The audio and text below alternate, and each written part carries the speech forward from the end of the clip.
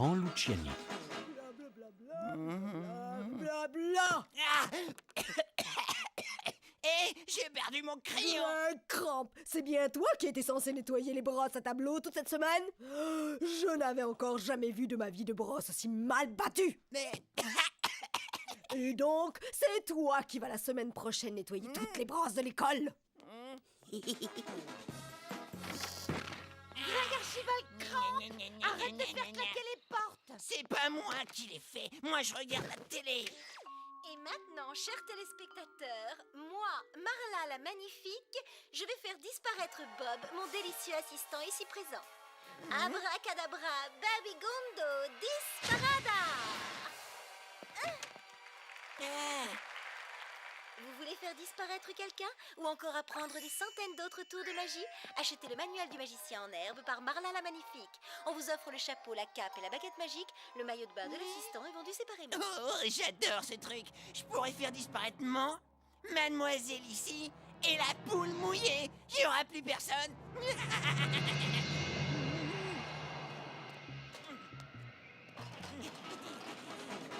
Vous savez quoi? Je vais vous faire un spectacle de magie après manger. Ça m'a l'air d'être une excellente idée. Quel dommage que j'ai déjà prévu quelque chose. Je dois aller regarder pousser l'herbe. Tu pourrais quand même faire un effort de temps en temps et venir voir le spectacle de ton frère. Vas-y, commence. Ouais. Merci, merci. Et maintenant, pour mon tout premier tour, je vais commencer par faire disparaître ce cher Lucien.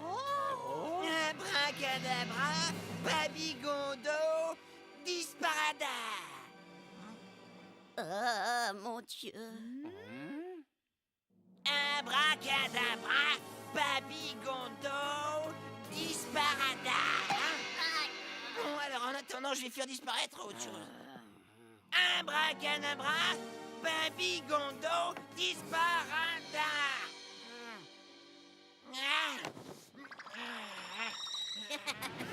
Est-ce qu'au moins tu as lu toutes les instructions de ton manuel? J'ai dit la formule magique de la télé. Ce n'est pas la formule qui compte. Il faut simplement connaître les trucs. La ferme poule mouillée. Baguette à la noix. Mais quel gros nul! Lucien Cramp, tu vas tout de suite monter dans la chambre de ton frère et lui remonter le moral.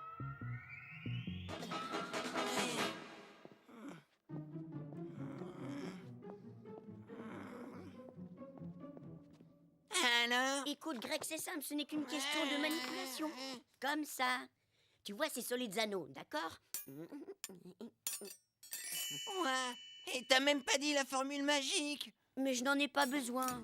Là, tu vois, il y a une petite ouverture dans un des anneaux. Il suffit de la cacher avec la main. Et je vais te faire une démonstration tout doucement. Non, je veux voir comment tu vas faire disparaître. Comme tu veux, c'est encore plus facile.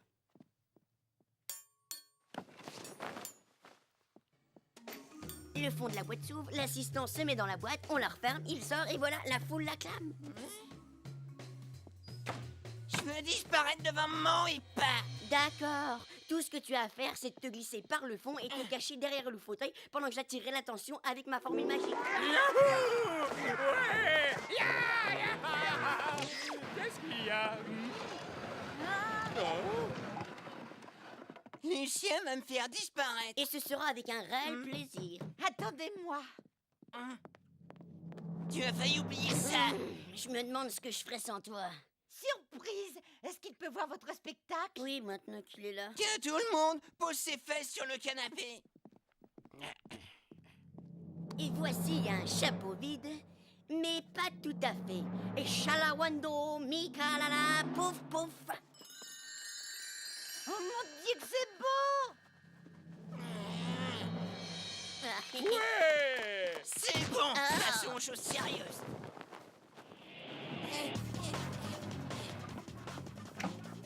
Fais-moi disparaître, monsieur le grand magicien. Mesdames et messieurs, mon charmant assistant vient d'entrer dans la boîte magique que vous avez devant vous. Et je vais vous stupéfier en le faisant disparaître. Et si seulement cet Idiapouva disparaîtra pour de bon art. Et si seulement cet Idiapouva vraiment disparaîtra pour toujours. qu'est-ce qui se passe? Mollet de coq a oublié la formule magique. Et je t'ai déjà dit que ça n'avait pas d'importance. Lucien, arrête de saccager le spectacle de ton frère. Tu dois seulement dire abracadabra, bobigonda, disaparoni. Abracadabra, Bobigonda, Disaparoni. Merci beaucoup. Si vous le voulez bien, je vais le ramener du grand vide sidéral. Abracadabra, Bibagondi, Réaparoni.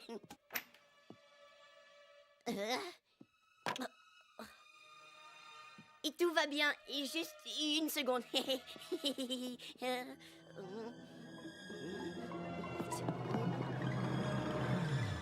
Oh non. Il a vraiment disparu? Si ça se trouve, Lucien l'a envoyé pour de bon dans une autre dimension. C'est impossible, Tony. Ça peut arriver parfois. Je te jure, Lucien, je sais que c'est déjà arrivé. Bon, en tout cas, tu as intérêt à le ramener avant qu'il ne soit l'heure d'aller au lit. Ou sinon...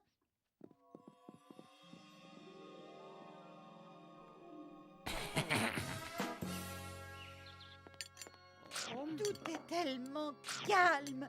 Greg n'est plus là pour s'empiffrer bruyamment. Ce silence est insupportable. Faites un effort. Mangez bruyamment, Greg me manque, et aussi tous ces blerpes et tous ces proutes. Où peut-il bien être? Je suis certain qu'il y a une explication rationnelle à tout ça. Oui, tu as envoyé ton frère dans la 4e dimension. Oh.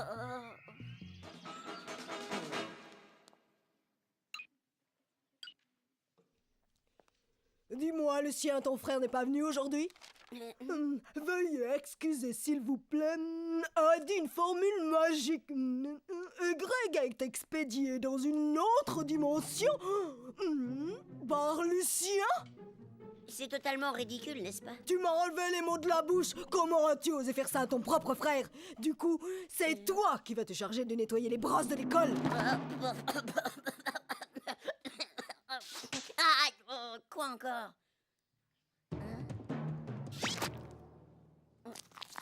Ça, c'est pour avoir osé marabouter Greg pour te débarrasser de lui. Tu es un affreux, un abominable petit garçon. Il est certainement quelque part par là. Il a nulle part ailleurs où aller. Sauf s'il est parti dans une autre dimension. Tu vas arrêter de dire n'importe quoi. Y a quelqu'un? Non! Et vous pouvez pas juste me dire si vous avez vu Greg Cramp récemment? Il m'a dit de ne rien dire à personne, alors je dirai rien. Viens avec moi, on va faire un petit tour dans les parages. Cet endroit est vraiment effrayant. C'est comme si tous les esprits étaient venus ici pour pouvoir récupérer tout ce qui leur appartenait quand ils étaient en vie. Je t'en prie, ne sois pas ridicule, Tony.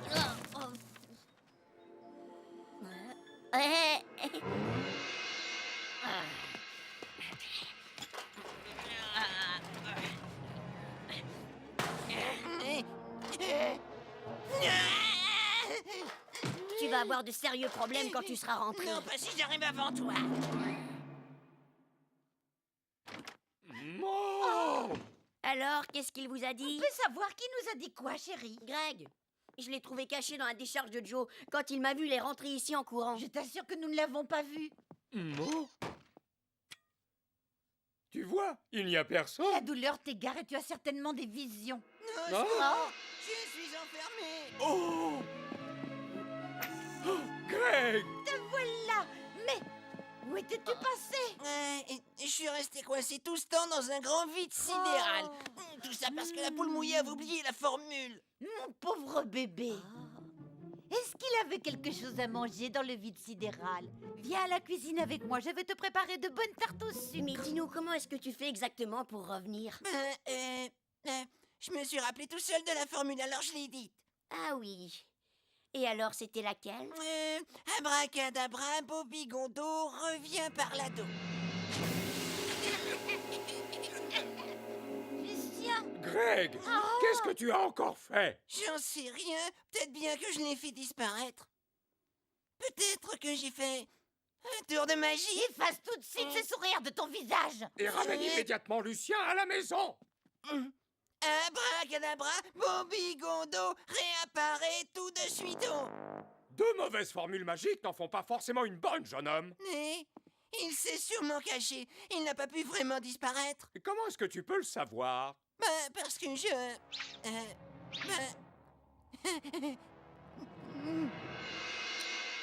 Merci de me laisser dormir chez toi, Tony. Quand est-ce que tu as l'intention de réapparaître? 2 ou 3 jours devraient bien faire l'affaire.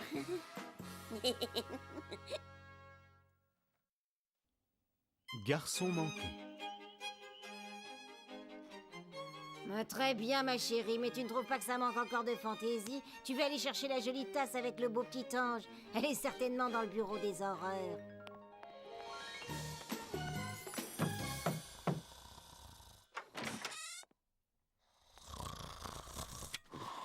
Qu'est-ce que c'est?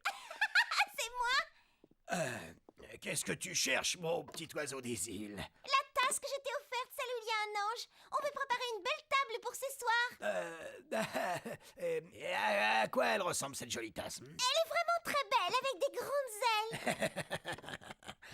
ailes. Oui, tu veux parler de ça? Non, enfin papa, tu vois bien que ça c'est le téléphone Pégase que je t'ai offert l'année dernière. Ah! Oh, c'est le joli petit chiot qui aboie et qui fait fax. Oh mon Dieu, c'est l'agenda tricoté main. Le poney qui est niais sert de boîte à gâteaux. En fait, tu ne m'aimes pas. Oh, non, ce n'est pas vrai, mon trésor, mais c'est juste que je manque de pièces. Ce sont des objets si adorables et modernes, et j'y tiens tellement. Je veux simplement les garder à l'abri. Mais tu trouves toujours de la place pour ces trucs horribles. Ça n'est pas horrible. Je veux pouvoir fabriquer ça. La lampe avec le pied gentil chat harlequin avec un masque en porcelaine. Waouh, ça va pas être possible, c'est au-dessus de tes capacités. Et si tu faisais ça? Un porte-chéquier souris.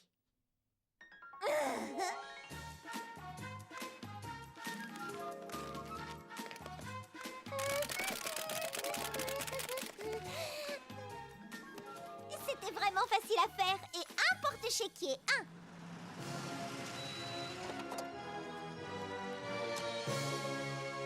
Tiens, papounet, je l'ai fait moi-même de mes petites mains délicates et ça m'a pris un temps fou.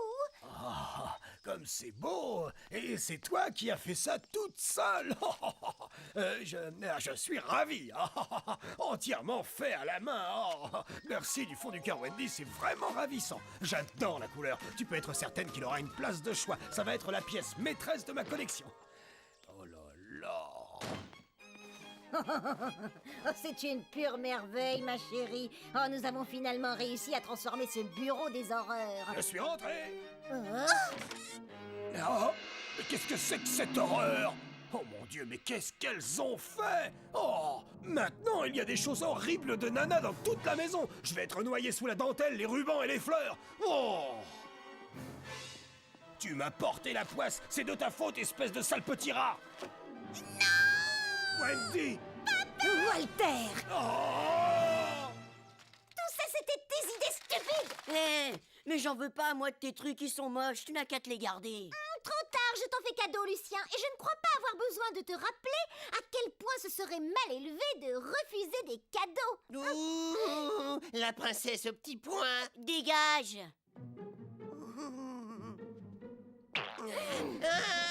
Je dois apprendre à réagir comme un garçon. Et puis quoi encore, morveuse? Je suis très sérieuse. Je ne suis pas une chose fragile qui ne pense qu'à la couleur de ses jupes. Je dois le prouver à mon Quelle père. triste histoire. J'ai quoi en échange? Tout ce que tu veux. Mon père pourra réaliser tous tes rêves. Sans blague, même si j'ai envie d'organiser un combat à mort de kickboxing avec l'adversaire de mon choix. Marché conclu. Voilà comment manger un gâteau. Et voilà comment il faut pas manger.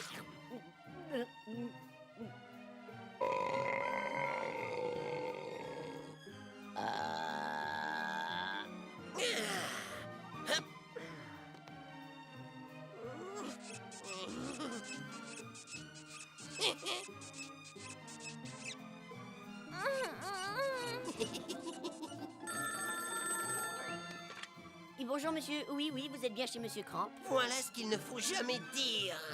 Voilà comment il ne faut pas faire du vélo. Voilà comment il ne faut pas courir en pleurant dans les jupes de sa maman. Tu es vraiment un être abject, Greg. Je crois que j'ai fini. Tu es prête? Wendy! Non! Oh! Walter, tu as intérêt à bien te tenir à table.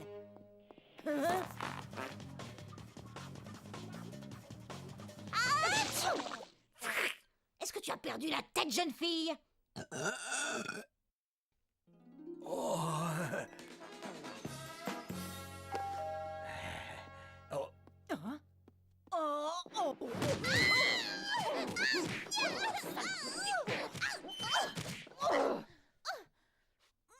Hein?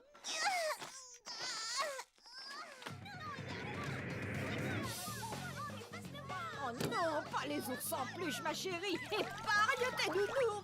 Arrête un peu de pleurnicher!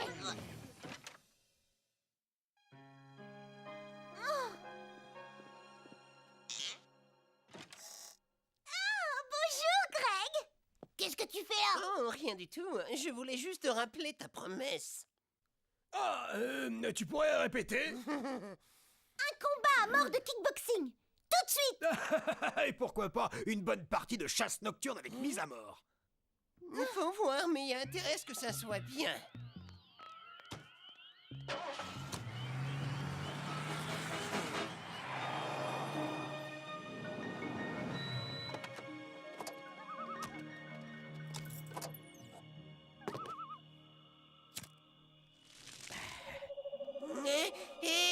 Mais on est dans les marais. En plein dedans. Tiens, tu vas en avoir besoin.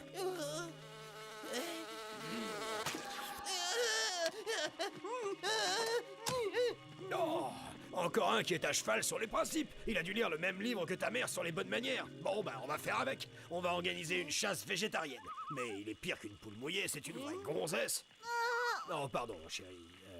Je voulais dire une fille à sa maman. Non, oh, et puis je sais plus, moi. Bon, allons plutôt chasser. Laisse-moi un peu, papa! Ne me laissez pas tout seul.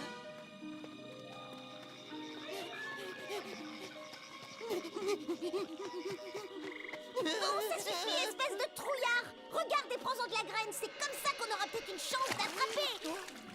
Wendy, je crois que j'ai marché sur quelque chose. Oh, voilà comment il ne faut pas parler! Voilà comment attraper et comment manger. Tiens, et voilà exactement ce qu'il ne faut pas faire.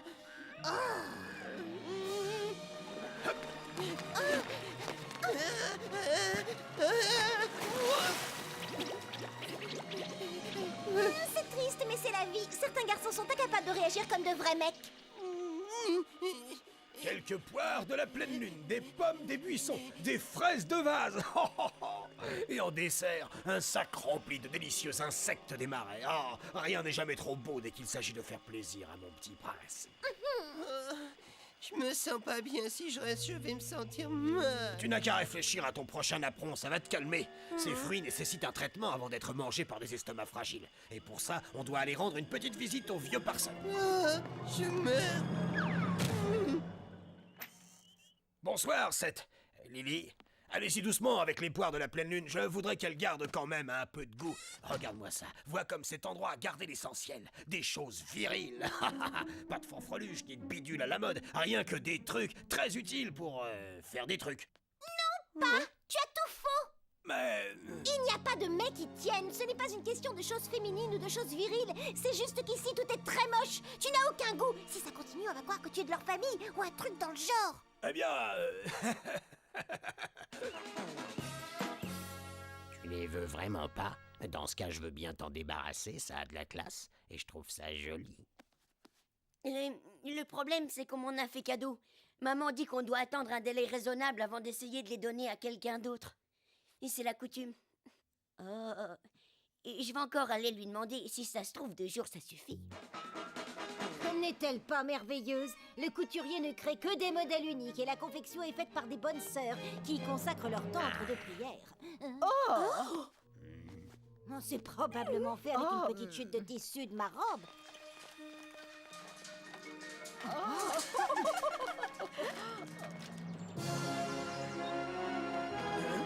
Non. Le marchand m'a assuré que c'était le cadeau le plus masculin que je pouvais faire. Et prends ça, tu vas en avoir besoin. Ça demande de l'entretien. Il va falloir cirer le bois, graisser les cornes et astiquer l'argent, toutes les semaines. Oh, graisser les cornes. Merci beaucoup, mon petit oiseau des îles. Oh, au fait, je peux toujours t'appeler mon petit oiseau des îles, n'est-ce pas? Bien sûr. Je sais bien que tu trouves que je suis un garçon beaucoup plus intéressant que Greg, mais je suis quand même une petite fille. Et je veux récupérer tous mes petits nounours. Tout de suite!